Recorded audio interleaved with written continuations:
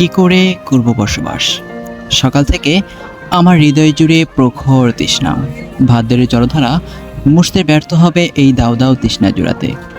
বন পোড়া সিংহ হরিণের মতো অসহায় দৃষ্টিতে তাকায় এদিক ওদিক, যেন চলেছে বিরূপ চালে এক মরুপথে। নেকড়ের মতো খেপে ওঠা রোদ আমাকে ডাকছে কাবাব রূপে। দু চোখে ক্ষুধার্ত পশুর জঠর জ্বালা, পথে পড়ে থাকে ঘোড়ার কঙ্কাল, রুগ্ন গাছের ডালে ঝুলন্ত বিষধর সাপ, বাড়িতে লুণ্ঠিত পুরো রক্ত চিহ্নিত পোশাক, আর অতিকায় মরু কাঁকড়ার মতো ভয় দেখাচ্ছে। হোঁচট খেয়ে বারবার মাটিতে মুখ থুবড়ে পড়ি।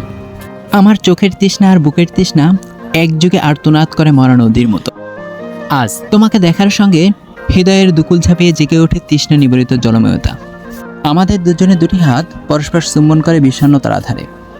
আমার মুখের দিকে তাকিয়ে আনন্দ চোখে ঝাপসা থেকে তুমি মুগ্ধ হলে। কয়েক মিনিট পরেই আমার মুখের বিষণ্ণতার উকিঝুঁকি দেখে তোমাকে স্পর্শ করে মন খারাপের নীরব আকুল। তুমি আমার বিষণ্ণতার উৎস জানতে চাইলে আমি আমার অসুস্থতার কপল উচ্চারণ করি।